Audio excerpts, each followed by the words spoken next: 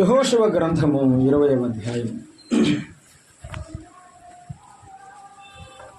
యెహోషువ గ్రంథము 20వ అధ్యాయము మొదటి వచనం నుండి మనం చదువుకుందాం. నేను చదువుతాను, తర్వాత సహాయం చేయండి. 20వ అధ్యాయం మొదటి వచనం. మరియు యెహోవా యెహోషువతో ఇలాగూ సెలవిచ్చినదేమనగా, నీవు ఇశ్రాయేలులతో ఇట్లనము, తెలియకయే పొరపాటున ఒకని చంపిన నరహంతకుడు పారిపోవుటకు నేను మోషే నోట మీతో పలికించిన ఆశ్రయ పురములను మీరు ఏర్పరచుకొనవలెను. హత్య విషయమై ప్రతి హత్య చేయువాడు రాకపోవునట్లు అవి మీకు ఆశ్రయ పురములగును. ఒకడు ఆ పురములలో ఒకదానికి పారిపోయి ఆ పుర ద్వారమునొద్ద నిలిచి ఆ పురము యొక్క పెద్దలు వినున్నట్టు తన సంగతి చెప్పిన తర్వాత వారు పురములోనికి వానిని చేర్చుకొని తమ యొద్ద నివసించుటకు వానికి స్థలమియ్యవలెను. హత్య విషయంలో ప్రతి హత్య చేయువాడు వారిని తరిమిన ఎడల వాని చేతికి నరహంతకుని అప్పగింప కూడదు. ఎలయనగా అతడు పొరపాటున తన పొరుగు వాని చంపెను గాని అంతకు మునుపు వాని యందు పగపట్టలేదు. అతడు తీర్పు నొందుటకై సమాజమునెదుట నిలుచు వరకు తరువాత ఆ దినములలో ఉన్న యాజకుడు మరణమునందు వరకు ఆ పురములోనే నివసింపవలను. తర్వాత నరహంతకుడు ఏ పట్టణము నుండి పారిపోయినో ఆ పట్టణమునకు తన ఇంటికి తిరిగి రావలను. అప్పుడు వారు నఫ్తానీల మన్యములోని గలిలయలో కెదెషును, ఎఫ్రాయిము మన్యముల మందలి షెకెమును, యోధా వంశస్థుల మన్యమందలి హెబ్రోనును కిరియతర్బాను ప్రతిష్ఠించరు. తూర్పు దిక్కున యోర్దాను ఆవల ఎరికో వద్దనున్న రూబేనుల గోత్రములో నుండి మైదానము మీదనున్న అరణ్యములోని బేసెరును, గాదీయుల గోత్రములో నుండి గిలాదును లోని రామోతును, మనష్యుల గోత్రములో నుండి బాషానులోని గోలానును నియమించిరి. పొరపాటున ఒకని చంపినవాడు సమాజం మీద నిలువక మునుపు అక్కడికి పారిపోయి హత్య విషయమై ప్రత్యక్ష చేయు వాని చేత చంపబడక ఉండునట్లు ఇశ్రాయేలందరికీ వారి మధ్య నివసించు పరదేశకులు నియమింపబడిన పురములు ఇవి. ప్రార్థన చేద్దాం. మహిమగల తండ్రి, స్తోత్రారుడు అయిన దేవా, మీ వందనాలు, స్తోత్రాలు. ఈ మీ పరిశుద్ధ దినమున మీ సంఘముతో కలిసి ఆరాధించుటకు నిష్ప్రయోజకుడను అల్పుడనైన నాకు నా కుటుంబానికి ఇచ్చిన భాగ్యముకై స్తోత్రం. మీ ప్రేమ గొప్పది నాయన. ఏ ఊరి వారము, ఎక్కడి వారము, ఇక్కడ మీ బిడ్డలముగా సమకూడి మిమ్మల్ని గణపరచడానికి మాకు ఇచ్చిన భాగ్యముకై స్తోత్రములు. ఆరాధను అంగీకరించిన మా గొప్ప దేవా మీకు స్తోత్రములు. చదవబడిన వాక్య భాగము కొరకు మీ సన్నిధిలో వేడుకుంటున్నా. ఒకడు మీ పక్షంలో నిలవబడి ఉన్నాడు, మనుష్య మాత్రుడు నాయన. తండ్రి తండ్రి, మీ మాటలు చెప్పుటకు చాలిన వాడును కాను, కానీ గబ్బడి ఆశతో మీ నోటి వైపు చూస్తున్నావు నాయన. మీరు మాతో మాట్లాడండి. నిలవబడిన వారిని మరుగుపరచండి. మీరు నోటి బోరగా ఉపయోగించి మీ వర్తమానం మాకు అందించండి. మా ప్రాణములు తెప్పరిల్లి ఇక్కడ నుండి ఆత్మీయ బలముతో, ఆనందముతో ఈ లోకములోనికి మేము వెళ్ళడానికి సహాయం మాకు చేయమని, మీ నామమునకు మహిమ, మీ పిల్లలమైన మా ఆత్మీయ జీవితాలకు క్షేమము కలిగించమని క్రీస్తు యేసు నామమున వేడుకొనుచున్నాము తండ్రి, ఆమేన్. ప్రభువునందు ప్రియమైన సహోదరుడారా, యెహోషువ గ్రంథం 20వ అధ్యాయంలో ఉన్న 9 వచనాలు మనం అన్ని చదువుకున్నాం.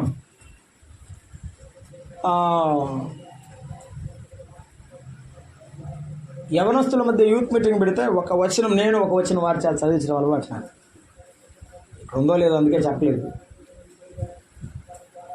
ఈ 9 వచనాలు సారాంశం.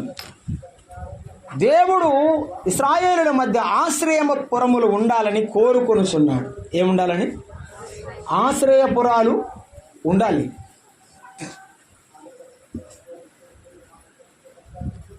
ఈ ఆశ్రయపురాలు ఎన్ని ఉండాలి? 6 ఉండాలి. ఎన్ని ఉండాలి? అమ్మడి చెప్పాడు కదా, 6 ఆశ్రయపురములు ఉండవలెను అన్నాడు ఆయన. ఎన్ని ఉండాలి? 6 ఆశ్రయపురములు ఉండవలను అని చెప్పాడు ఆయన.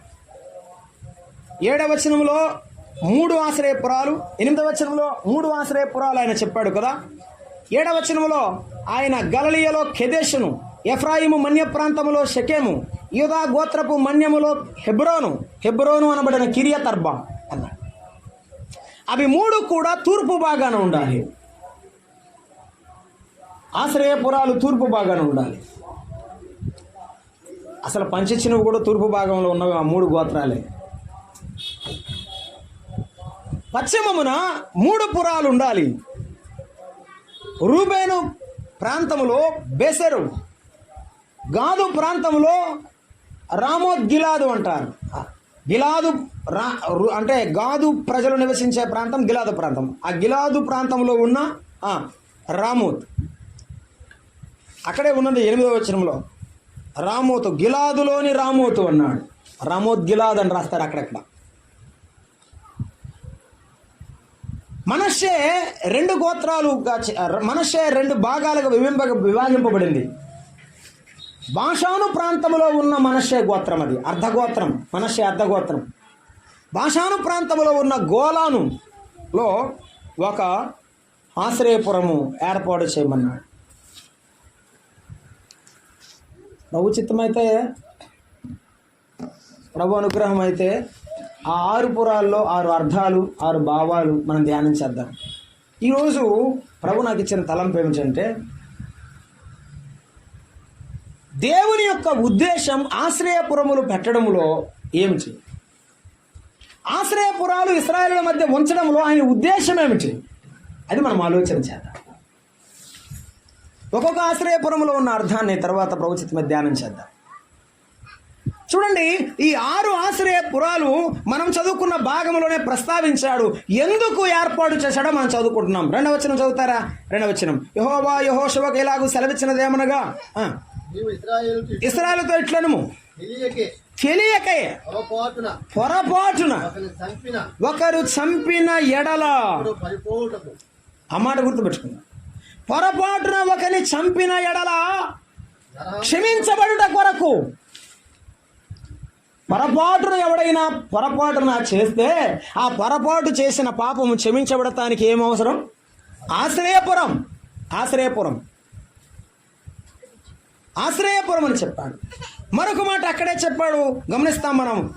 తెలియక పొరపాటు ఒకరిని చంపిన నరహంతకుడు పారిపోవుటకు, ఆ పారిపోయి అక్కడ ఉండాలి. అందుకోసం ఆశ్రయపురములు ఏర్పరచుకొనవలెను. హత్య విషయమై ప్రతి హత్య చేయువాడు రాకుండునట్లు. హత్య మీద హత్య జరిగితే ఏమవుతుంది? మనుషులు చనిపోతారు. ఏం మిగలవు, ఊర్లు తప్ప మనుషులు ఉండరు. కాబట్టి హత్యమైన హత్య మరి హత్య జరగకుండా, హత్యకు ప్రతి హత్య పరిష్కారం కాదు. దేవుని ఆశ్రయపురమే నిజమైన పరిష్కారం. హత్యకు ప్రతి హత్య రాకుండా ఉండడానికి కొరకు ఆశ్రయపురం. మరొకటి ఏంటంటే ఎవరైనా కానీ పొరపాటు చేస్తే వాడు ఏం చేయాలంటే ఆశ్రయపురాన్ని మరి సమీపించాలి. సమీపించిన తర్వాత అతడు చేయవలసిన మరి ఒక గంభీరమైనటువంటి సత్యం ఏమిటంటే, ఉద్దేశపూర్వకంగా కాకుండా పొరపాటును చేసిన వాడు ఆ గ్రామంలో ఉన్న పెద్దలను సమీపించాలి. ఎవరిని సమీపించాలంట? పెద్దలను. ద్వితీయోపదేశకాండం 19వ అధ్యాయం చదవండి. 19వ అధ్యాయము 5వ వచనం. నేను ఈ మాటలు మీకు అందించిన తర్వాత ధ్యానం చేద్దాం, అందుకే వెళ్తున్నాను. 1, ఆశ్రయపుర ఉద్దేశం ఏమిటి? చేసిన పొరపాటును క్షమించడానికి. 2, పాపాల కుప్పగా కాకుండా వాటిని నివారణ చేయడానికి. అంటే హత్యకు ప్రతి హత్య జరగకుండా ఆపడానికి, చేసిన పాపాన్ని క్షమించడానికి, పాపాలు మరెక్కువగా కాకుండా ఆశ్రయపురం అవసరం. చూడండి, పొరపాటున చంపిన ఎడల అనగా ఒకడు చెట్టు నరుకుటకు వెళ్ళాడు. అలా జరిగిపోయింది. ఆ పొరపాటున జరిగిస్తే ఇక్కడ చదువుతున్నాను, యెహోషువ గ్రంథం 20వ అధ్యాయము 4వ వచనం. ఒకడు ఆ పురములలో దానికి పారిపోయి ఆ పురద్వారమునొద్ద నిలిచి ఆ పురము యొక్క పెద్దలు వినున్నట్లుగా తన సంగతి అంతా చెప్పుకోవాలి. హత్య చేసిన వాడు దాన్ని ఎందుకు చేశాడో ఆశ్రయపురం దగ్గర పెద్దలకు తెలియజేయడం కొరకు ఆశ్రయపురం. అంటే చేసిన పాపాన్ని ఒప్పుకోవటానికి ఆశ్రయపురం. నేను చాలా సింపుల్గా చెప్పడానికి ట్రై చేస్తున్నా, నాకు చేత ఎద్దులేదో జాగ్రత్తగా అండి. చేసిన పాపాన్ని క్షమించడానికి ఆశ్రయపురం, ఇంకా మరలా పాపం చేయకుండా ఆశ్రయపురం. 3 చేసిన పాపాన్ని ఒప్పుకోవడానికి ఆశ్రయపురం, చేసిన పాపాన్ని ఒప్పుకోవడానికి ఆశ్రయపురం. అక్కడే మనం చదువుకున్నాం 20వ అధ్యాయంలోనే. అతడు 6వ వచనం, అతడు తీర్పు నందులకై సమాజం ఎద్దకు నిలుచు వరకు తర్వాత ఆ దినములో యాజకుడు మరణమునందు వరకు ఆ పురములోనే చెప్పండి నివసింపాలి. ఆ ఆశ్రయపురాన్ని దాటి బయటికి వెళ్ళడానికి మీరందరూ చెప్పాల. మామూలుగా అయితే వేరే వేరే డినామినేషన్స్లో ఒక మంచి చిత్రమైన కిటుకు ఉంటుంది. ఆయన వాక్యం చెప్పేటప్పుడు నింటలేదు అనుకోండి, ఏం చేస్తారంటే హల్లెలూయా అంటాడు గట్టిగా. అది అప్పుడు నిద్రపోయి లెగుతారు. సూత్రం మంచిది, నాకేం తెలియదయ్యా. మీరు జాగ్రత్తగా ఉండాలి. ఆల్రెడీ వాడు కాళ్ళు మింగేసాడు కాడు, కొంతమంది రాలా. ఇక్కడికి వస్తే వాడు తల మింగేస్తున్నాడు. జాగ్రత్తగా ఉండాలి. పాఠంలోకి వెళ్ళే ముందు ఇది కొద్దిగా వింటం కొద్దిగా కష్టమే. మీకు నేను ఎలా చెప్పాలో అలా చెప్పడానికి ట్రై చేస్తుంటాను. మళ్ళీ తర్వాత మనం ధ్యానం చేసి దాన్ని అప్లికేషన్ తీసుకోవడానికి టైం పడుతుంది. మీరు జాగ్రత్త వినండి. హత్య చేసిన వాడు క్షమించబడిన తర్వాత ఆ ఆశ్రయపురములో అప్పటి ప్రధాన యాజకుడు మృతి పొందే వరకు అప్పటి ప్రధాన యాజకుడు చేర్చుకున్నాడే ఆ ఆశ్రయపురాలను ఎవరివి? లేవీలవి. ఆశ్రయపురాలు లేవీలకి ఇయ్యాలని చెప్పాడు. ఆ లేవీలు వారు ఆ ప్రధాన యాజకుడు ఉండే ఆశ్రయపురములోనికి వెళ్ళిన తర్వాత ఆ ప్రధాన యాజకుడు చనిపోయే వరకు అక్కడే ఆయన ఎంతకాలం ఉంటే ఆ చేర్చుకున్న ఆయన దగ్గర అంతకాలం. నేను మీకు అర్థమవుతున్నానా? పారిపోయాడో, ఆశ్రయం లేదు. ఎవరైతే ఆశ్రయం ఇచ్చారో, ఎవరైతే చేర్చుకున్నారో, హత్య జరగకుండా ప్రాణముగా పాడారో, మరణము నుండి తప్పించారో ఆయన బ్రతికున్నంత కాలం ఆ ప్రాణం ఆయనతోనే అర్థమైందా ఉండాలి. అంతే. క్షమించబడిన వాడు ఆశ్రయపురంలోనే ఉండాలి. అంటే సరిహద్దు దాటకూడదు, అక్కడే ఉండాలి. ఆ సరిహద్దు దాటకూడదు. ఒకవేళ దాటితే సంఖ్యాకాండం 35వ అధ్యాయం చూడండి. సంఖ్యాకాండం 35వ అధ్యాయం 26, 27 వచనాలు. సంఖ్యాకాండం 35వ అధ్యాయము 26, 27 వచనాలు. అయితే ఆ నరహంతకుడు ఎప్పుడైనా వాడికి మనసు కలిగి లోపలికి పోద్దాం, ఊరు చూద్దాం, జనాన్ని చూద్దాం, దీనాలాగా దేమాలాగా చూద్దాం అనుకోని బయటికి వెళ్తే పారిపోయి వచ్చిన ఆశ్రయపురం.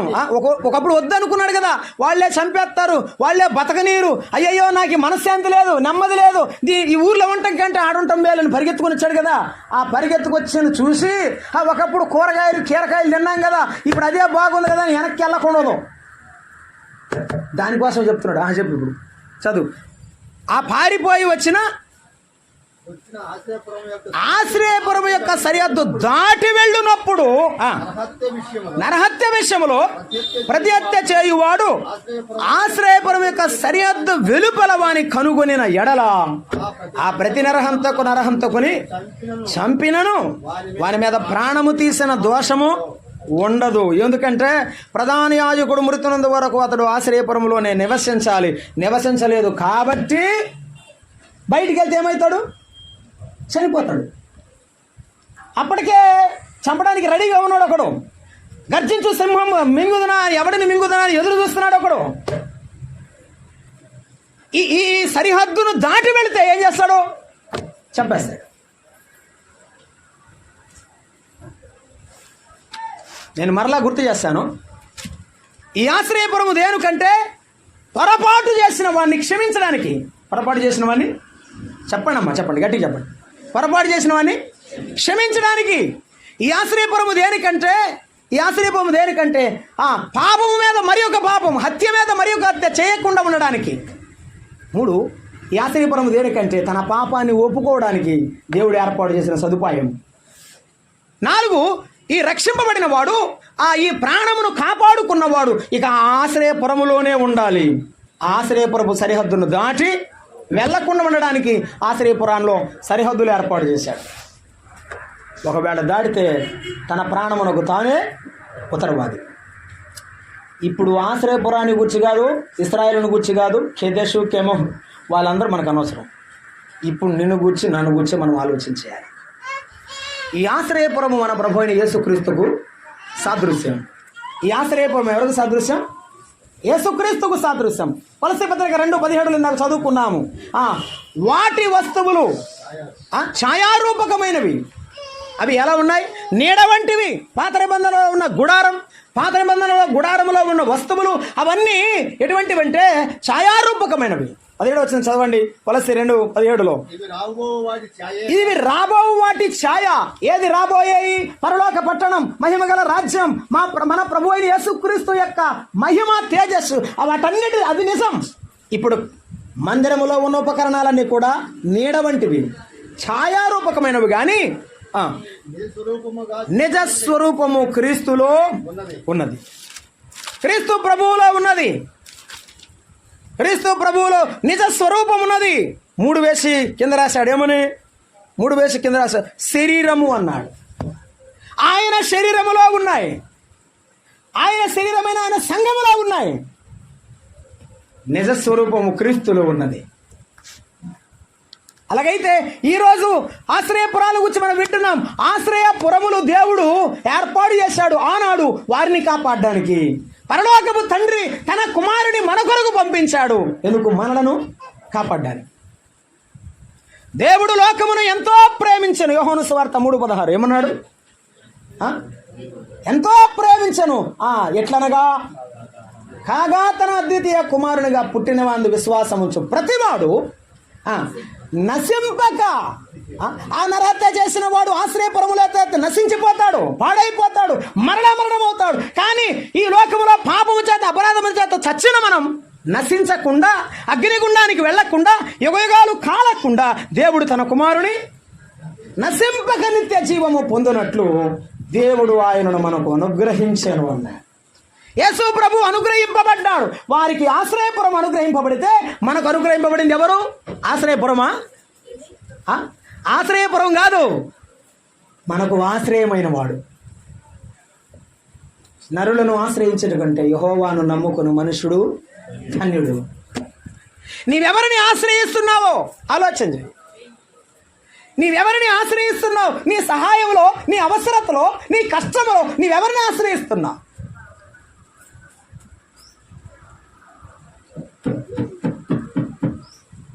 దీన్ని నమ్ముతాడండి మనిషి, దీన్ని నమ్ముతాడండి, దీన్ని కొంటాడు. దీన్ని నమ్ముతాడండి, దీన్ని కొంటాడు. ఇంగ్లీష్లో ఒక స్టేట్మెంట్ ఉంది, all electronic goods are not believable అని. ఈ ఎలక్ట్రానిక్ వస్తువులు ఏవి కూడా నమ్మదగినవి కావు. ఈ రాత్రి కొంటే తెల్లారికి అది పనిచేస్తుందో లేదో, టార్చ్ లైట్ ముందుకు నెట్టగానే పోద్ది. సార్ పోయింది సార్ అంటే మాకు సంబంధం లేదంటాడు షాపుడు. నమ్మకం లేని వస్తువుల మీద నమ్మకం పెడతాము, నమ్మదగని మనుషుల మీద కూడా నమ్మకం పెడతాము. ఏమన్నాడు మరే, నువ్వు అడిగావు కాబట్టి చెబుతా కానీ ఈ కలబావు నెరవేరిన తర్వాత నన్ను జ్ఞాపకం చేసుకోరా. నిన్న మర్చిపోవను గాక మర్చిపోను అన్నాడు. ఎవరు? పానదాయకుల అధిపతి. మర్చిపోయాడు, గుర్తుపెట్టుకున్నాడా? గుర్తుపెట్టాడా?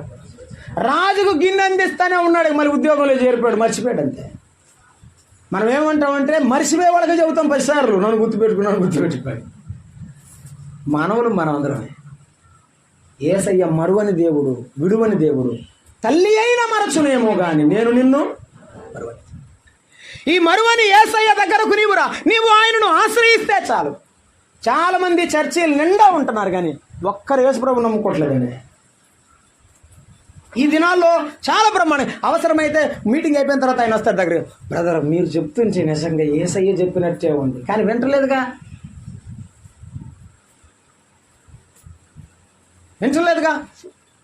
ఇటీవల బైపాస్ రోడ్లో వెళ్తున్నాం, మొన్న ఒక మీటింగ్ అయిపోయింది, పొలిటికల్ మీటింగ్.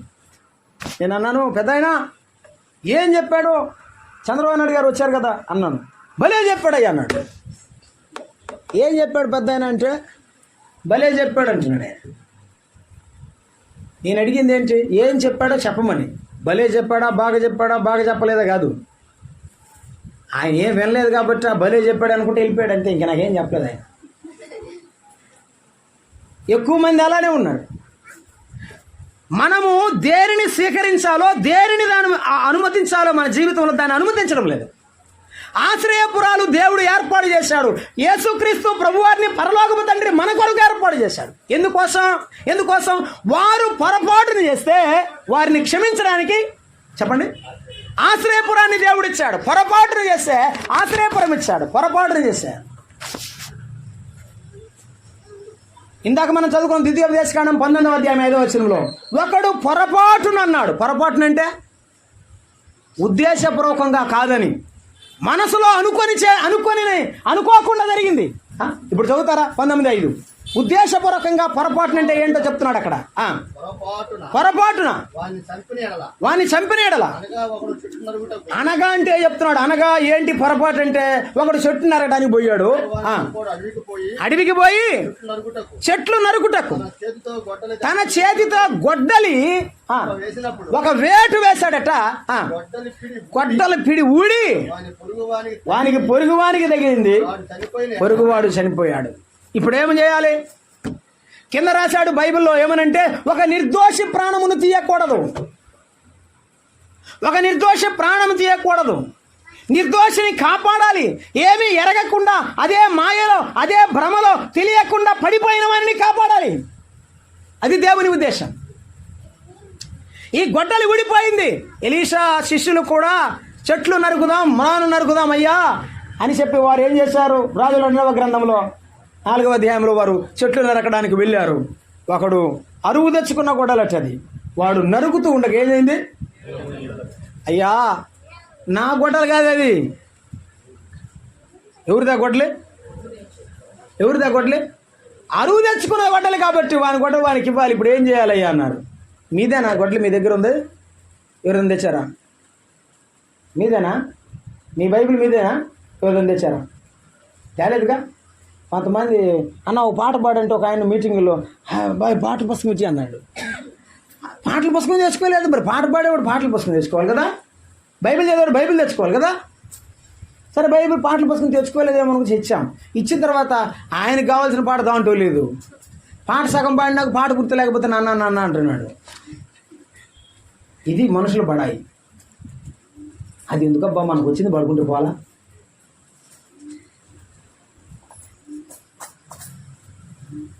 మనము ఉద్దేశాన్ని తెలుసుకోకుండా ఆ విషయం మనం పూర్తిగా తెలుసుకోలేం.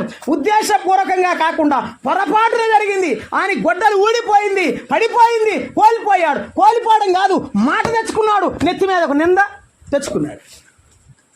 ఇదే పొరపాటు. ఇంకొక మాట అన్నాడు, తెలియక అన్నాడండి. యోషువ గ్రంథము 20వ అధ్యాయం 2వ వచనం అన్నాడు, పొరపాటున తెలియకయే అన్నాడు. ఒక మాట గుర్తు చేస్తాను. తిమోతికి రాసిన మొదటి పత్రిక తెలియక అనే మాటకు గుర్తు చేసుకుంటున్నాం. పొరపాటున అంటే ఉద్దేశపూర్వకంగా కాదని మనం వింటున్నాం. తెలియకయ్య అనే మాటకు పౌలు భక్తుడు ఒక అర్థం చెప్పచ్చు.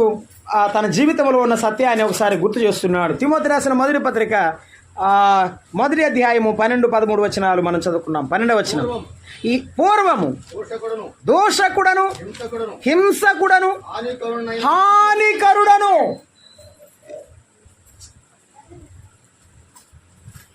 ఇటువంటి వాడను, కానీ తన పరిచయకు నియమించి నమ్మకమైనగా ఎంచినందుకు నన్ను బలపరిచిన మన ప్రభువైన యేసుక్రీస్తుకు రుద్రుడై ఉన్నాను. తెలియక అలా ఉండి, ఎలా ఉన్నప్పుడు దోషకుడుగా, హింసకుడుగా, హానికరుడుగా ఉండిన నేను తెలియక చేశాను.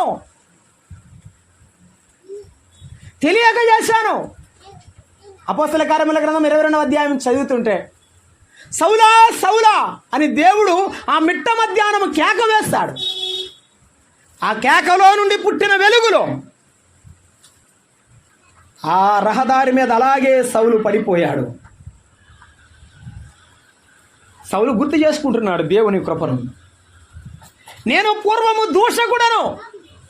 అపోస్తల కార్యముల గ్రంథం చదువుతున్నప్పుడు ఇంటింట ప్రవేశించి అనేకులను, స్త్రీలను, పురుషులను, పిల్లలను ఈడ్చుకొని వెళ్ళాడు. అధికారము పత్రము తీసుకుని వెళ్ళి అందరిని బెదిరించాడు. యేసయ్యను నమ్ముకోకుండా అందరినీ ఆటంకపరిచాడు. వారందరినీ భయపెట్టి ఎంతో హింస చేసిన వాడు. 7వ అధ్యాయంలో ఆఖరి వచనం చదివితే రాళ్లతో కొట్టబడిన స్టెఫను కనబడతాడు. అక్కడ ఆఖరి మాట రాశాడు, అతని చావునకు సమ్మతించిన వాడు సౌలు. అతని సావునకు సమ్మతించను. మరణమైనా పర్వాలేదు చేయండి అని ఆ మత్తులో, ఆ మూర్ఖత్వంలో మునిగిపోయి హింసిస్తూ బ్రతికిన వాడు దేవుని పిలుపుతో మార్చబడ్డాడు. ఇప్పుడు అంటాడు మారిన తర్వాత, నేను నా కళ్ళకు తెలియలేదు, నా చేతులకు తెలియలేదు, నా కాళ్లకు తెలియలేదు. కన్ను మిన్ను కానకుండా పరిగెత్తుచున్నవాడు పడిపోయి కళ్ళు బాగొట్టుకున్నాడు. కళ్ళు బాగొట్టుకున్న తర్వాత, ప్రభువా నీవెవరు నాకు తెలియదు, నీవు హింసించుచున్నా యేసును నేనే. పొరపాటును చేశాను ప్రభువా, తెలియక చేశాను ప్రభువా, తెలియక అవిశ్వాసం వల్ల చేసింది కనుక కనికరింపబడితిని, నాకు తెలియలేదు. అననీయ వచ్చి సౌలా సహోదరుడు అని పిలుస్తుంటే ఒక కత్తి గట్టిగా తీసుకొని సౌలును గుచ్చినట్టు లేదు. సౌలు గుండె పగిలింది. నేను ఎవరిని చంపడానికి వచ్చానో, నేను ఎవరిని హింసించడానికి వచ్చానో. అతడు వచ్చి ఏమంటాడు, సౌలా సహోదరా, నీవు దేవుని దయ వలన దృష్టి పొందుమని ప్రార్థన చేసిన వాడు అననీయ. దేవుని ప్రేమ అనేకులను మార్చేది, పొరపాటులో ఉన్నవాడిని క్షమించేది.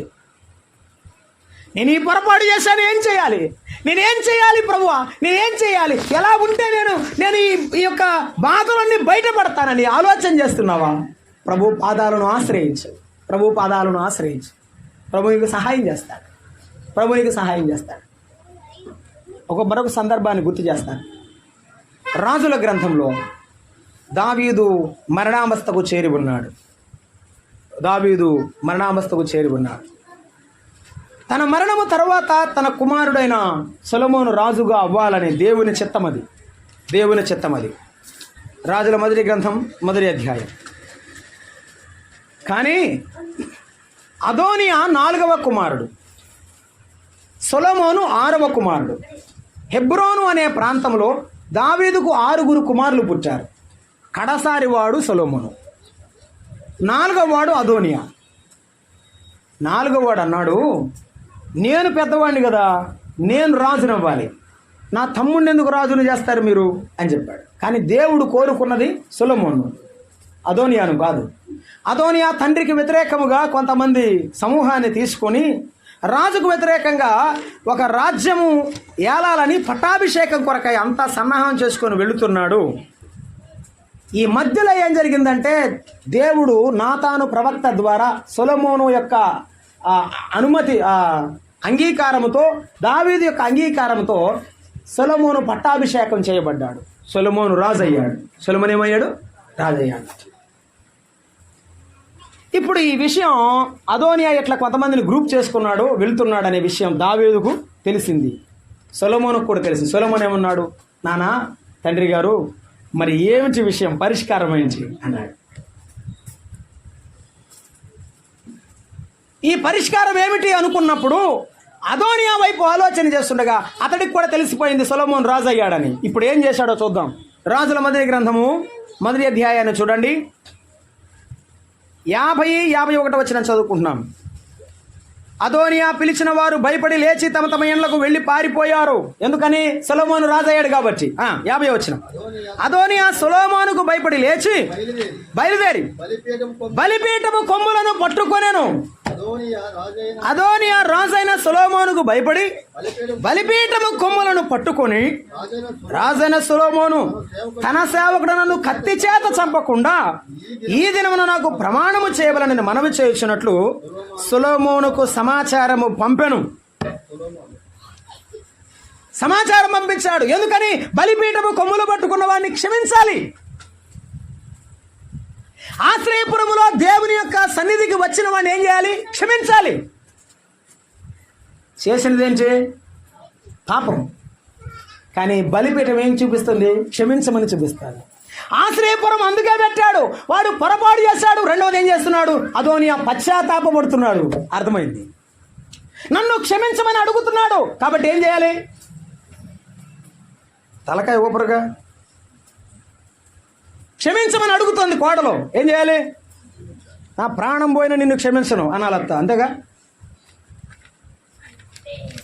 పచ్చగడ్డెత్తే బగ్గుమని మండుతోంది అక్కజల్లుల మధ్య. కారణం ఏదైనా కావచ్చు. ఎన్నాళ్ళు? కత్తి చిరకాలము భక్షించునా? ఎన్నాళ్ళు? క్షమించకుండా, పాప క్షమాపణ కలుగకుండా నీవెన్నాళ్ళు? ప్రభు యొద్దకు రండి, పాపాన్ని విడిచిపెట్టండి. అదోనియా తన తమ్ముడైన రాజు అయిన సొలొమోనును అడిగినట్టుగా అడగండి. ప్రభు అయిన యేసుక్రీస్తు యొద్దకు రండి. ప్రభువా, నేను పాపము చేసిన వాడను, పాపము చేసిన. ప్రభువును ఆశ్రయిస్తే ప్రభువు క్షమాపణ ఇస్తాడు. నేను తెలియక చేశాను నాయన, నాకు తెలియలేదని ప్రభువును అడగండి. సిలువలో ఉన్న ఇద్దరు దొంగలు కూడా ఆయన నిందించారని బైబిల్ చెప్తున్నది. ఒక ఆయన చెప్తే ఒక ఆయన నిందించాడు అన్నాడు. ఇద్దరు నిందించారు, దొంగలు ఇద్దరు నిందించారు. కానీ ఒకడు మారు మనసు పొందాడు, ఒకడు మారు మనసు పొందలేదు. మారు మనసు పొందిన వాణి అంటే పరలోకములో ఎంతో సంతోషం, అదే ఆయన అంగీకరిస్తాడు. అలాగైతే పొరపాటున చేస్తుంటే దేవుడు క్షమిస్తాడు. ప్రభు అయిన యేసుక్రీస్తు యొద్దకు రండి, ఆశ్రయపురమైన ఆయనను ఆశ్రయించండి. నన్ను ఆశ్రయించు వారిని నేను గొప్ప చేసేదని ప్రభు చెప్పాడు. కాబట్టి ప్రభువును ఆశ్రయించాలని మనం జ్ఞాపకం చేసుకున్నాం. ఆయనను ఆశ్రయించేవారు బ్రతుకుదురు అని దేవుని వాక్యం సెలవిస్తున్నది. రెండవ మాట, హత్యకు ప్రతి హత్య. చెప్పండి, హత్యకు ప్రతి హత్య జరగకూడదు, పాపానికి మరొక పాపము జరగకూడదు. ఒక మాట చదువుతారా? యోహాను సువార్తలో యేసు ప్రభు వారు ఆ తల్లితో ఏమన్నారో? యోహాను సువార్త 8వ అధ్యాయం. యోహాను సువార్త 8వ అధ్యాయం 10-11 వచనాల్లో ఆమెను రాళ్లతో కొట్టడానికి తీసుకుని వచ్చారు. అమ్మా, వారెక్కడ ఉన్నారు? తల ఎత్తి చూసి, అమ్మా వారెక్కడ ఉన్నారు? ఎవరునూ నీకు శిక్ష విధింపలేదా అని అడిగినప్పుడు లేదు ప్రభు అంది. అందుకు యేసు, నేను కూడా నీకు శిక్ష. అది ఆయన క్షమాపణ. అందరూ రాళ్ళు తీసుకుని వచ్చి ఆయన సంపాదన చూశారు, ఆయన క్షమించాడు. ఆ ఇంతటితో అయిపోలేదు, చదవాలి మిగిలింది కూడా. అది మిగిలిందే ముఖ్యం. అందుకు యేసు, నేను నీకు శిక్ష విధింపను, నీవు వెళ్ళి ఇకేం చేయకూడదు, పాపం చేయ. జరిగిందే ఒక హత్య, మరొక హత్య జరగదు. ఒక ఇంటిలో ఏడ్పు మొదలైంది, ఆల్రెడీ ఒక ఇంట్లో దుఃఖం మొదలైంది. మరొక ఇంటి దుఃఖంతో నింపబడకూడదు. పంటికి పన్ను, కంటికి కన్ను కాకూడదు. అదే ధర్మశాస్త్రము చెప్పుచున్న దాంట్లో కూడా దేవుడు కృపను ఏర్పాటు చేశాడు. గమనించారు కొంతమంది, గమనించలేదు కొంతమంది, అంతే. చాలామంది ఏమంటారంటే కంటికి కన్ను, పంటుకు పన్ను అని ఆయన చెప్పాడు కదా. నిజమే, వాస్తవమే. కానీ దానిలో కూడా ఆశ్రయపురాన్ని ఉంచాడు. అది గమనించిన వారు కొందరే. ఈనాడు కూడా దేవుడు ప్రకటిస్తున్న సువార్తలో ఆయన క్షమించే దేవుడని ఉన్నది. ఆయన క్షమాపణ పొందేవారు కొందరే, పొందని వారు ఎందరో. పొందినా కూడా పాపాన్ని విడువని వారు ఉన్నారు. జాగ్రత్త సుమ. పాపం మీద పాపం, నేరం మీద నేరం చేస్తూ బతుకుతున్నావేమో.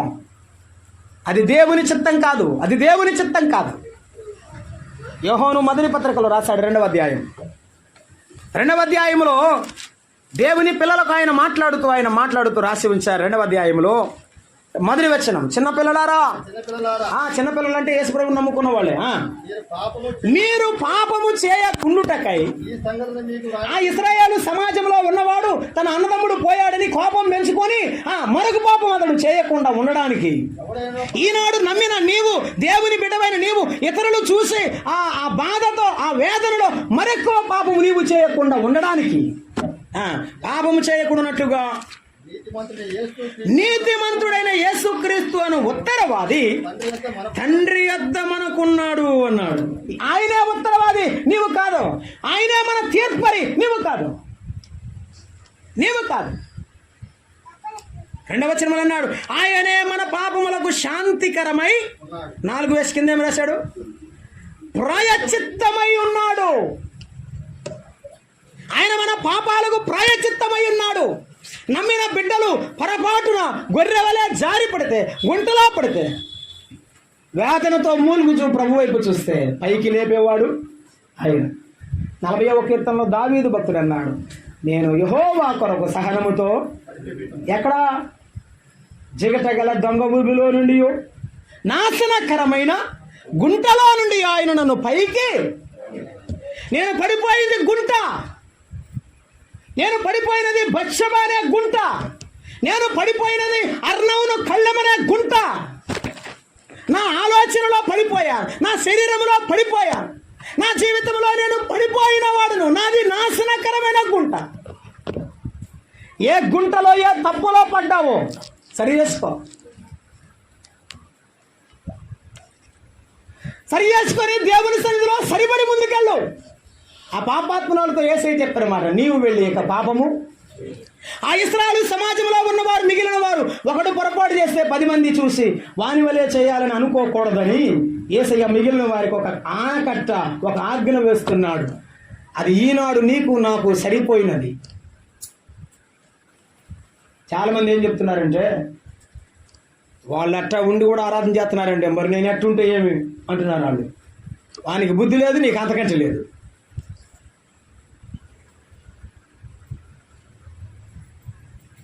ఎప్పుడు అలా పోల్చుకోవద్దు.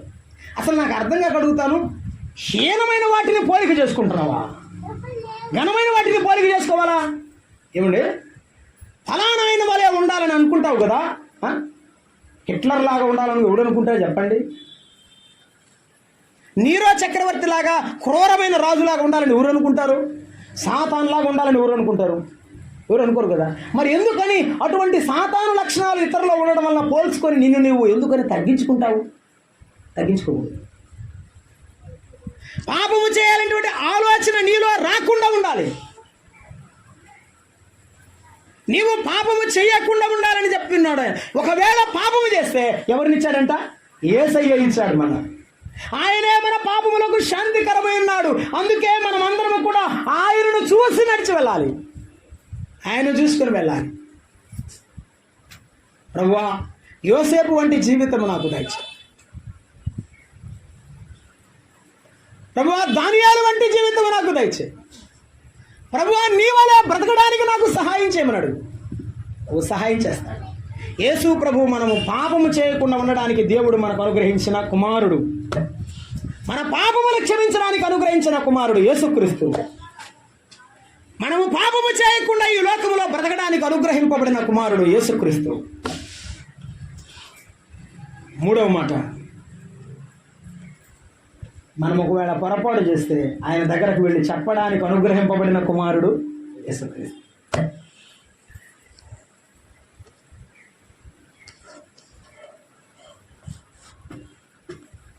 నాదు పాపముతో పాటబడి తిని, రాళ్ళతో నేను తరుమబడి తిని, తాదు పాపముతో పాటబడి తిని, రాళ్ళతో నేను తరుమబడి తిని, నిలిచాను నీ ముందు దోషినై, నిలిచాను నీ ముందు దోషినై, దొరికింది నీ పాద సన్నిధి, దొరికింది నీ పాద సన్నిధి. అమ్మా అని పిలిచావ ప్రభువా, ఇది ఎవ్వరు పిలువని పిలుపు, నేనెన్నడూ వినని పలుపు. ఆ పాపాత్మురాలు ప్రభు పాదాల వెనక నిలబడింది. మాట్లాడడం లేదు, చెప్పుకోవడానికి గుండె చాలలేదు. కానీ కళ్ళంపడి నీళ్లు కారుచు ఆయన పాదాల మీద పడుతూ ఉన్నాయి. ప్రభు అలాగే నిలుచున్నాడు. ఆయన మనసు ఆమె మనసును తాగుచున్నది. ప్రభు, నన్ను క్షమిస్తావా? నా తప్పును, నా పొరపాట్లను క్షమిస్తావా? ఆమె దుఃఖముతో ఏడుస్తున్నప్పుడు ఆమె దుఃఖాన్ని ఆయన చూశాడు. సిమోను ఆమె విస్తారముగా ప్రేమించను, ఆమె విస్తార పాపములు క్షమించ. నీ విస్తారముగా యేసయ్యను ప్రేమిస్తే నీ పాపమంతా ఆయనకు అప్పగించి క్షమించమని అడుగు. యేసయ్యతో చెప్పుకో. చెప్పలేని వాడు పొందకుండానే చనిపోయాడు. ఆ శాస్త్రులు పరిశీలన దగ్గరికి 30 వెండి నాణ్యాలు తీసుకుని వచ్చి నిలబడి అన్నాడు, ఈ నిరపరాధ రక్తమును అప్పగించి నేను పాపము చేసి తిని ఈ 30 వెండి నాణ్యాలు తీసుకుని యేసయ్యనివ్వండి, నేను వెళ్ళిపోతాను అన్నాడు. కానీ ఒక్కడు మాత్రం చిన్నపిల్లవాడి వల్ల ఎక్కి ఎక్కి ఏడుస్తూ, నేను నిన్ను ఎరగనని ముమ్మారు చెప్పానయ్యా, నన్ను క్షమించవా అని అడిగాడు. ఒకడు అడగకుండా పోయి ఉరిపెట్టుకుని చచ్చిపోయాడు. ఒకడు అడిగి దేవుని కొరకు సేవకుడయ్యాడు, దేవుని హతసాక్షి అయ్యాడు. ఒప్పుకొని దేవుని బిడ్డవవుతావో, కప్పుకొని దేవునికి దూరం అవుతావో నీకే తెలుసు. అతిక్రమములను దాచిపెట్టువాడు వర్ధిల్లాడు. తల్లికి చెప్పేది తల్లికి చెప్పు, తండ్రికి చెప్పేది తండ్రికి చెప్పు, పరలోకమున్న దేవునికి చెప్పేది దేవునికి చెప్పు. నీవు దాచవద్దు, దాయవద్దు. ఈ ఆశ్రయపురం ఉన్నది నీ బాధను ఆయుధంలో కుమ్మరించడానికి. ఆ పెద్దల దగ్గరికి వెళ్ళి వాడు తనకు జరిగినదంతా సమస్తము చెప్పి తన తప్పును ఒప్పుకోవాలి. అప్పుడు క్షమించబడతాడు. తప్పును ఒప్పుకోకుండా దేవుడు ఏం చేయడు? గట్టిగా చెప్పాలి, మే పో పో, అందరు బాప్తీసం నువ్వు కూడా పో, నువ్వు కూడా పోమే అన్నాడంటే సంఘ పెద్ద. ఇచ్చారంట ఆయన కూడా. ఏంటి బాప్తీసం అయితే ఏంటి? 4 సార్లు పులువు, రేపు ఇంకో ఆదివారం కూడా పో, మళ్ళీ మునిగి రాపో. ఏముంటుంది? నీళ్లు బట్టలు తడుపుతుంది తప్ప. మారిన మనసుతో తీసుకునేది వేరు. ఇక నుండి యేసయ్య కొరకై నేను బ్రతుకుతాను, ప్రజలారా నేను దేవుని బిడ్డను అని చెప్పడానికి తీసుకునేది బాప్తీసం, బహిరంగ సాక్ష్యం. అది గుండె ధైర్యంతో చెప్పాలి, దేవుని మీద ఉన్న విశ్వాసంతో చెప్పాల్సిన మాట. ఎవడో ముందుకు నెడితే వచ్చేది కాదు, పడితే పోయేది కాదు. యేసు ప్రభువుని నమ్ముకోవడం అంటే దేవుని ఎదురు ఒప్పుకోవడం. ఆ ఒప్పుకోవడానికి కూడా ఒక గుండె కావాలి, ఒక నమ్మకం నీలో ఉండాలి. యేసయ్య నా తండ్రి నన్ను క్షమిస్తాడు, నా పాపాన్ని క్షమిస్తాడనే నమ్మకం నీకు ఉన్నప్పుడు నువ్వు ముందుకు వస్తావు. లేకపోతే రానుగాక రావు, వచ్చిన చిలక పలుకులు తప్ప ఏముండవు. ఈరోజు ఆ ప్రార్థనలు అట్టే ఉన్నాయి. ఉన్న రేకు దాటలేదు ప్రార్థన. ఈరోజు మనం చేయాల్సింది ఏంటంటే, ప్రభువా దావీదు వలె చేయాలి ప్రార్థన. నాలో నీకు ఆయాసకరమైన ఉన్నది ఏమో అని నన్ను పరీక్షించు ప్రభువా, నన్ను క్షమించిన ఆయన. అడుగుతావా? నేను ప్రతిదినం అడుగుతాను, ప్రభువా ఈ దినం నన్ను క్షమించు ప్రభువా, ఇంకా మరెక్కువగా నన్ను నడిపించు ప్రభువా. మన ప్రభువు మనం నడిపిస్తేనే మనం ముందుకు వెళ్తాం. ఆ ప్రభువు అయితే సమస్తాన్ని మనం విన్నవించాలి. అతడు రక్షింపబడటానికి కారణం విన్నవించాడు. అవును, ప్రభు అయిన యేసుక్రీస్తు నామమున ప్రార్థన చేయబడందు రక్షింప. ఆనాడు సౌలు పౌలుగా మార్చబడింది కేవలం ప్రార్థన ద్వారా మాత్రమే. ఇదిగో అననీయ, అయ్యా ఎవరు సౌలు, నేను ఎలా గుర్తుపట్టాలి? ఇదిగో అతడు ప్రార్థన చేయుచున్నాడు, ఇదిగో అతడు ప్రార్థన చేయుచున్నాడు. ఏమని ప్రార్థన చేస్తున్నాడు? ఇప్పుడు చెప్పండి మీరు. ఆ మిట్ట మధ్యాహ్నం ఎర్రటెండలో ఆ సౌలు పౌలుగా మార్చబడే సందర్భంలో మోకాళ్ళ మీద ప్రార్థన చేస్తాడు. ఏమని చేస్తున్నాడు? ఏమైనా ఊహించగలరా? ఈ చేతులు ఎంతమందినో చంపాయి. ఏం చేయమంటావు ఈ చేతులతో? ఈ కాళ్ళు నీ కొరకు నిన్ను అవమానపరచడానికి ఎంతో దూరం పరిగెత్తాయి. ఏం చేయమంటావు ఈ కాళ్ళతో? నన్ను క్షమిస్తే చాలు, నీ కొరకు బ్రతుకుతాను ప్రభువా. కాదు, నీవు నా సాధనమై ఉంటావు, వెళ్ళు, అనేక జనములు ఎదుట నేను నిన్ను నిలబెడతానని దేవుడు సౌలును పంపించాడు. ఈరోజు నువ్వు ఎలా అప్పగించుకుంటావో, నువ్వు ఎలాగున నీ యొక్క బలహీనతలు దేవుని ఎదురు ఒప్పుకుంటావో అదే నీ బలం. ఒప్పుకోకపోతే నీ బలం కాదు ఎప్పటికీ. ఒకటి గుర్తుపెట్టుకోండి, ప్రభు ఎదుట ప్రతి బిడ్డ చిన్న బిడ్డలాగే ఉండాలి. 90 ఏళ్ళు అయినా ఆయన ఒడిలో కూర్చునే చిన్న బిడ్డవే నీవు. అలా ఉండకపోతే నీవు దేవుని రాజ్యంలో కూర్చొని ప్రభు నామాన్ని గణపరచలేవు. నీకోదేమో ఎవడైనను పరలోక రాజ్యంలో ప్రవేశించాలంటే క్రొత్త జన్మ ఉండాలి. మత్తయి సువార్త 18వ అధ్యాయంలో విసుగుగా నిత్యము ప్రార్థన చేయవారితో చెప్పాడు ప్రభువారు. దేవుని రాజ్యంలో ఎవరు గొప్పవారంటే ఇలాంటి చిన్న బిడ్డలది అని చెప్పాడు ఆయన. తన్ను తాను ఎవడు చిన్న బిడ్డల వలె తగ్గించుకుంటాడో అలాంటి వాడు పరలోక రాజ్యంలో గొప్పవాడని చెప్పాడు. తగ్గించుకుంటాడు.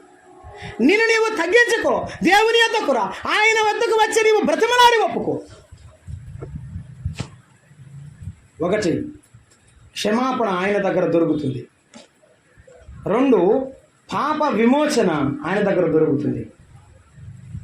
3, ప్రభు యొద్ద ప్రతి మనవి అంగీకరించబడుతుంది. ప్రభు యొద్ద ప్రతి మనవి అంగీకరించబడుతుంది.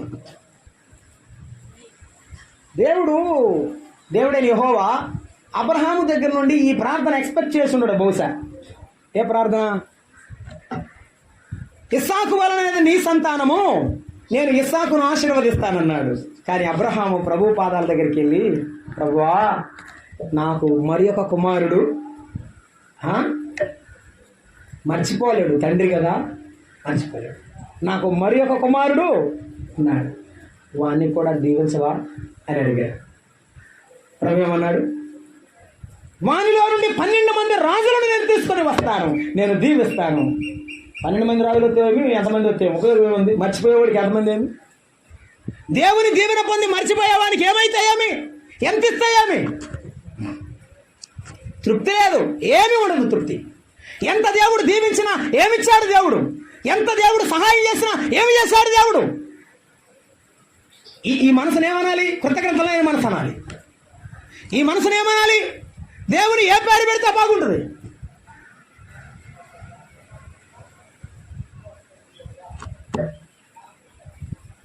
ఈనాడు మనము ప్రభు ఎదుట ప్రార్థన ఎలా చేస్తున్నాం?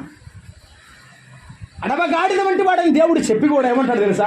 నిన్ను బట్టి. ఎవరిని బట్టి? రక్షింపబడిన దేవుని బిడ్డలు, రక్షింపబడిన కుమారుడు కుమార్తె కొరకు మాత్రమే కాదు, రక్షణ లేని వారికి కూడా మనం ఏం చేయాలి? ప్రార్థన చేయాలి. మీరు ప్రార్థనకు వస్తాడు కాబట్టి నాకు బలి ఇష్టం బ్రదర్ కాదు. ప్రార్థనకు రాని వాడి పరిస్థితి ఏంటి? అతడు కూడా నీ కుమారుడు కదా, ఆ పాప కూడా నీ కుమార్తె కదా. ప్రార్థన చేయాలి. ప్రార్థన చేయవాడు రక్షింపబడిన వాడు. ఆశ్రయపురం ప్రార్థించడానికి ఏర్పాటు చేయబడింది. పొరపాటు చేసిన వాడు మనవి చేయాలి, ప్రార్థన చేయాలి. మనకొక మాట, సంఖ్యాకాండం 35వ అధ్యాయం 25, 26 వచనాల్లో, నరహత్య చేయబడిన వాడు క్షమించబడిన తర్వాత ఎక్కడ ఉండాలట? ఆ ఆశ్రయపురములోనే ఉండాలి. ఆ ప్రధాన యాజకుడు చనిపోయే వరకు అక్కడే ఉండాలి. ఎక్కడ ఉండాలి ఏమ్మా? ఈ క్షమించబడిన వాడు ఎక్కడ ఉండాలి? చెప్పాలి మీరు గట్టిగా, అందరూ గట్టిగా చెప్పాలి. మీరు చెప్తున్నారు లేదు? క్షమించబడిన వాడు ఎక్కడ ఉండాలి? ఆశ్రయపురములోనే ఉండాలి. రక్షించబడిన వాడు ఎక్కడ ఉండాలి? చెప్పాలి. రక్షించబడిన వాడు ఎక్కడ ఉండాలి? ఆశ్రయపురమైన యేసుక్రీస్తు ప్రభువులో ఉండాలి, ఆయన సంఘములో ఉండాలి. మరి ఆదివారం సినిమా హాల్లో ఉంటే ఏం చేయాలి? రక్షింపబడిన వాడేనా? దేవుని యందు విశ్వాసం ఉంచిన వాడేనా? రక్షణ లేని వారు ఇలాగే ఉన్నారు. క్షమించబడిన తర్వాత దేవుని ఆశ్రయించి ఆ దేవుని యొక్క సన్నిధిలో స్థిరపడిన తర్వాత ఏమిటి? నాకు సమయం తక్కువగా ఉందని నేను మీకు రెఫరెన్స్ చూపించడం లేదు. స్థిరపడిన తర్వాత ఉజ్జియా స్థిరపడిన తర్వాత తన మనస్సును గర్వించి, హిజ్కియా స్థిరపడిన తర్వాత తన హృదయము చెడినవాడై. నీ స్థిరత నీ జీవితానికి గర్వానికి కారణమైతే చెడిపోతావు. నాశనమునకు ముందు గర్వము, అహంకారం వస్తుంది. క్షమించబడిన నీవు, దేవుని యొక్క ప్రేమను పొందిన నీవు ఆయన ప్రేమపు ఆలయములో ఉండాలి. ప్రేమాలయం లోకంలో ఉందంట వాడు కూడా అంటున్నాడు మొన్న. ఉంటది కడకు ప్రాణం పోయి పురుగులు పడే వరకు ఉంటది. దేవుని యొక్క ప్రేమ ఆలయములో నీవు జీవించవలసిన వాడవు. ఆ సరిహద్దును దాటకూడదు. ఏం చేయకూడదు? It is the commandment of God. దేవుని యొక్క ఆజ్ఞ. ఈ సరిహద్దును ఏం చేయకూడదు? చెప్పండమ్మా. రక్షింపబడిన వాడు పరిశుద్ధాత్మను ఏం చేయకూడదు? దుఃఖపరచకూడదు. పరిశుద్ధాత్మను ఆర్పకూడదు. ఇది యొక్క సరిహద్దు. రక్షింపబడిన వాడు దేవుని ఆత్మను ఏం చేయకూడదు? మిగతా చెప్పడం కష్టమే. నాకు 2 సార్లు చెప్పినా మీరు చెప్పట్లేదు. నువ్వు ఇష్టం ఉంటే పాఠం కూడా చెప్పలేదు. పిల్లలు చెప్తే వాళ్ళ ఇంటేనే చెప్తా, లేకపోతే చెప్పను. నేను కూర్చొని రాయండి రా అని చెప్తా. ఎందుకంటే గోడలకి కిటికీలకి పాఠం చెప్పలేక మీరు విని కొడితే మీరు వింటున్నారు అనుకుంటా, లేకపోతే పాఠం చేయాలి. ఇప్పుడు ఏంటో చెప్పండి. సరిహద్దును ఆశ్రయపురాలకి ఏర్పాటు చేశాడు. ఆ సరిహద్దులోనే ఆ యొక్క క్షమించబడిన వాడు అక్కడే ఉండాలి. క్షమాపణ మర్చిపోయి ఏ రోజైనా, ఇందాక చెప్పాను నేను, దీనాలాగా బయటికి వెళ్దాం అనుకోకూడదు. ఎలా ఉండదో చూద్దాం అనుకోకూడదు. దేమాలాగా ఇహలోకమును స్నేహించి దేవుని సన్నిధిని విడిచిపెట్టి వెళ్ళిపోకూడదు. నీకు దేవుడు ఒక సరిహద్దునిచ్చాడు. ఏమనంటే పరిశుద్ధాత్మను దుఃఖపరచకూడదు. గుర్తుంచుకో. చాలాసార్లు దేవుడు దుఃఖపడుతున్నా కూడా అది నీకు ఇష్టమై చేస్తున్నావు, ఎందుకో తెలియదు, నష్టం. అది నీకు ఇష్టమేమో కానీ నష్టం. నీ పిల్లలకు నష్టం, నీ ఇంటికి నష్టం, అది నీకు నష్టం.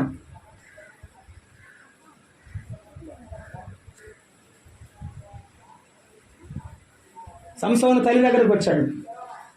అమ్మా నేను తిమ్నాతుకు వెళ్ళాను, అక్కడ ఒక స్త్రీని చూశాను, నేను పెళ్లి చేసుకుంటాను. వద్దు నాయన, మన ఇశ్రాయేలులో అనేక మంది స్త్రీలు ఉన్నారు, ఎవరినైనా నీవు ఒకరిని చేసుకోవచ్చు అంటే ఏమన్నాడు తెలుసా? నాకు ఇష్టమైనది కనుక నేను ఆమెను వివాహం చేసుకుంటాను. అది సంసోను ఇష్టం, కోరి తెచ్చుకున్న కష్టం. ఎక్కువ కాలం ఉందా తక్కువ కాలం ఉందా మీరే చెప్పాలి. ఇష్టపడి తెచ్చుకుంటే నీవు ఇష్టపడి తెచ్చుకుంటే కష్టం. నీవు ఇష్టపడి తెచ్చుకున్నది కష్టమే. దేవుని చిత్తమైనది అదే శాశ్వతం. అది నీకు నచ్చినా నచ్చకపోయినా అదే శాశ్వతం.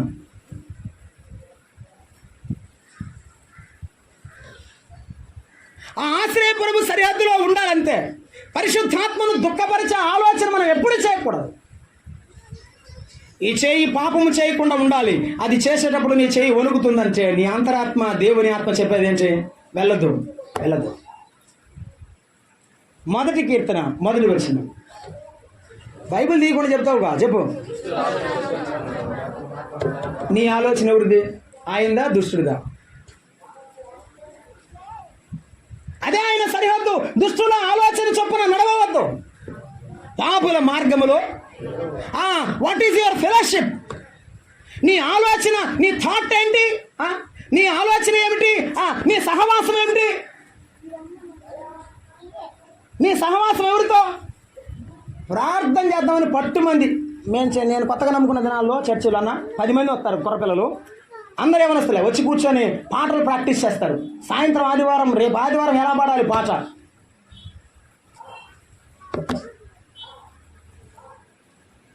పాటలు నేర్చుకొని ఇంకా నేర్చుకోవడానికి, బైబిల్ చదవడానికి, ప్రార్థన చేయడానికి ఎంతోమంది బిడ్డలు వస్తారు. ఆదివారం తప్పితే మరొక రోజు కనపడడం లేదు. నాకు తెలియదు మీ సంఘం సంగతి. నేను ఆ వైపు చూసినా నేనేం చేయలేను. ఆదివారం ప్రార్థన అవసరం లేదు. ఆదివారం ప్రార్థనకు చాలామంది ఉన్నారు.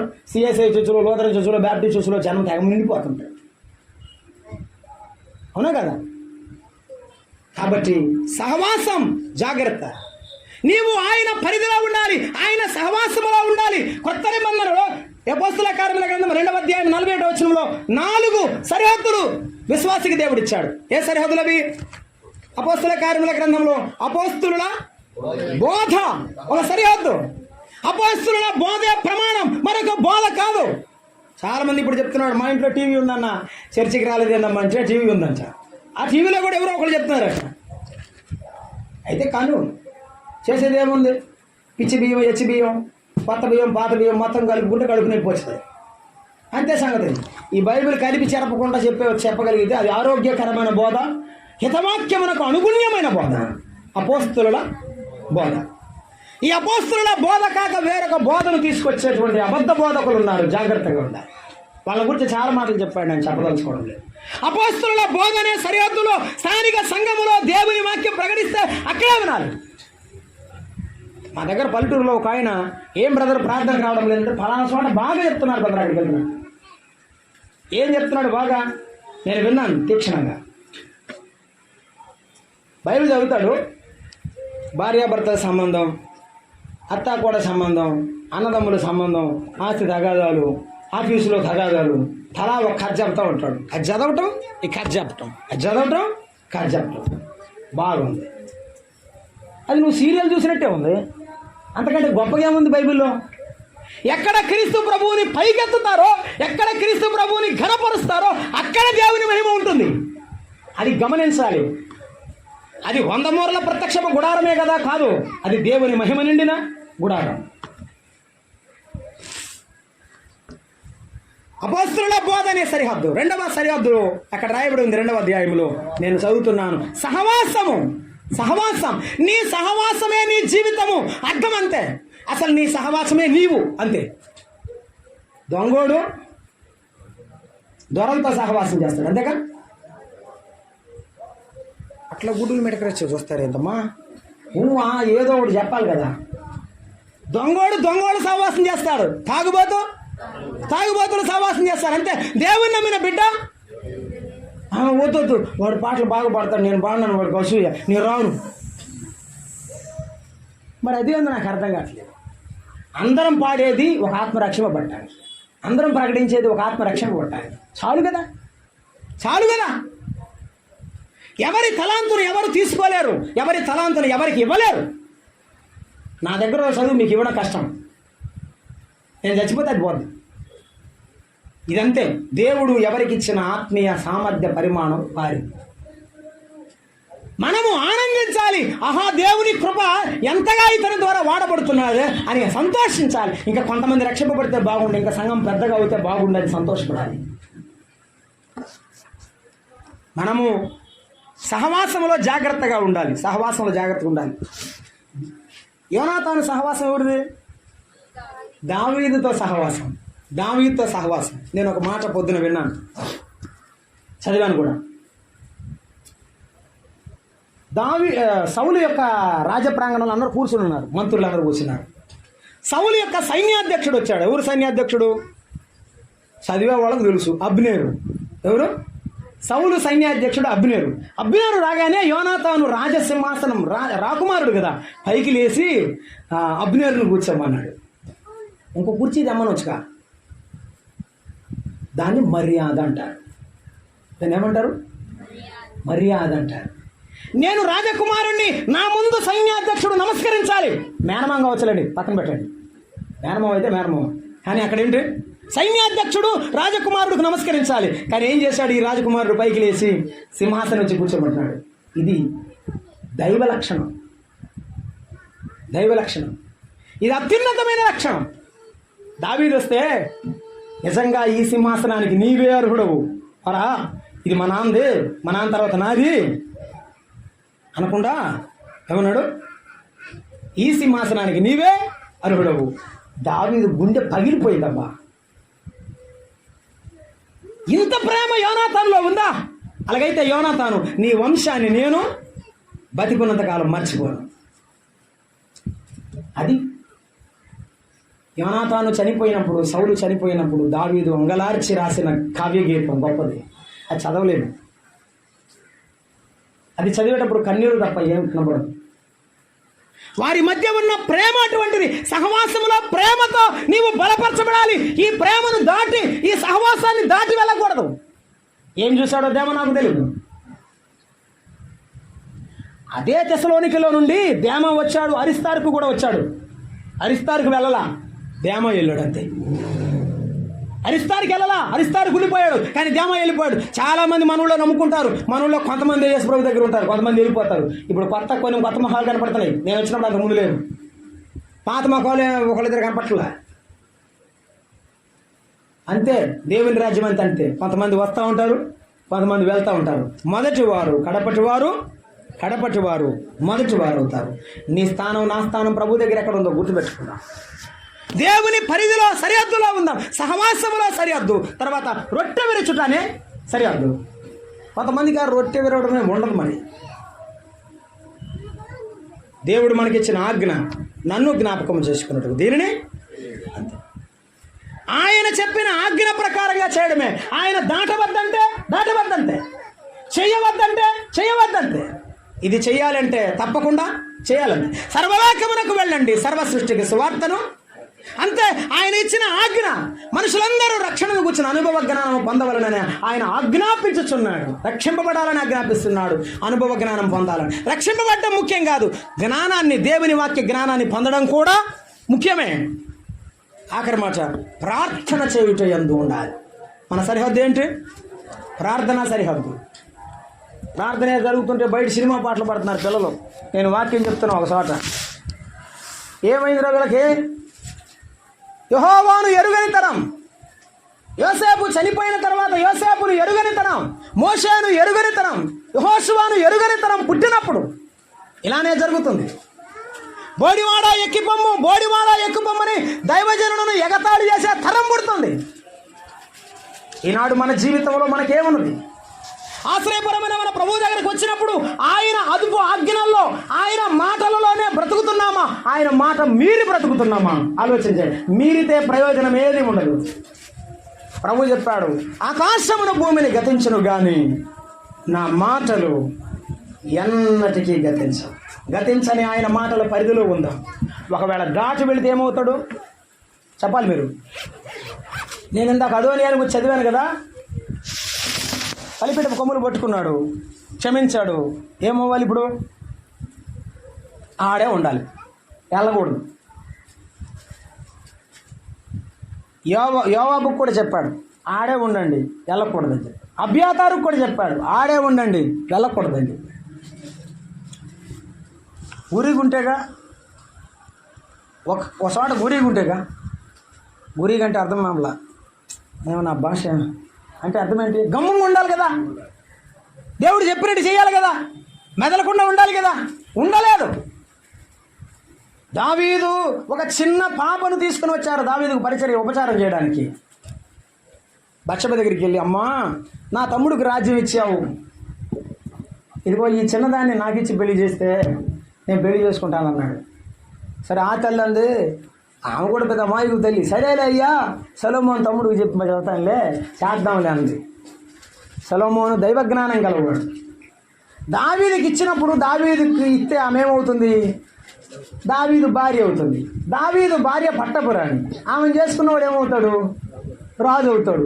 అది దురాలోచన. దీన్ని గమనించాడు సొలొమోను. వెంటనే తన సైన్యాధ్యక్షుడైన బెనాయాను పంపించాడు. బయటికి లాక్కుని వచ్చారు, చంపబడ్డాడు. హద్దు మీరితే నీవు నేను ఆత్మీయంగా చనిపోతాం, ప్రార్థనకు పనికిరాము, దేవుని సహవాసానికి పనికిరాము, దేవుని రాజ్యము వారసులము కాలేం. ఉన్నదాన్ని పోగొట్టుకుంటావో కాపాడుకుంటావో, ప్రభు పాదాలు పట్టుకొని నిన్ను నీ కుటుంబాన్ని కాపాడుకుంటావో లేదో నీకే తెలుసు. ఓ స్త్రీ, నీ భర్తను నీవు కాపాడుకుందువో రక్షించుకుందువో లేదో నీకే. ఓ పురుషుడా, నీ భార్యను కాపాడుకుంటావు నీకే తెలుసు, నీకే తెలియదు. ఈ మధ్యాహ్నం వేళ ప్రభు అడుగుతున్నాడు, ఆశ్రయపురమైన ప్రభు యొద్ద ఇంత గొప్ప ఆశీర్వాదాలు ఉండగా ఆయన యొద్ద ఉండి పొందుదాం, ఆయనను విడివక జీవిద్దాం, ప్రార్థన చేద్దాం, తల ఉంచుదాం.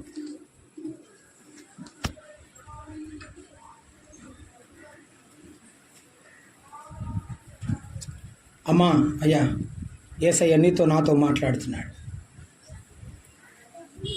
ఆయన ఉద్దేశాలు తెలుసుకోకుండా, ఆయన మనసు తెలుసుకోకుండా ఎంతకాలం పరిగెత్తుతావు? ఆ చూపులు ఎందుకు? పాపపు చూపు. ఆ తలంపులు ఎందుకు? పాపపు తలంపు. నష్టము నీకు, నష్టము నీకు. ఏ లాభం పొందలేవు. దేవుని సన్నిధిలో లాభమును అపేక్షిస్తూ, ఆశీర్వాదాన్ని అపేక్షిస్తూ దేవునికి అయిష్టమైన జీవితాన్ని జీవిస్తే ఎలా ఇవ్వగలడు? ప్రభువా నన్ను క్షమించు నాయన, నన్ను కనికరించు ప్రభు అని ప్రార్థన చేయి. ప్రేమగల తండ్రి, దయాళుడా, స్తోత్రములు. మీ వాక్యం మాలో ఫలించి అభివృద్ధి పొందినట్లుగా నీరు కట్టుమని సహాయం చేయమని క్రీస్తు యేసు నామమున వేడుకుంటున్నాము తండ్రి. ఆమేన్. అందరికీ వందనాలు.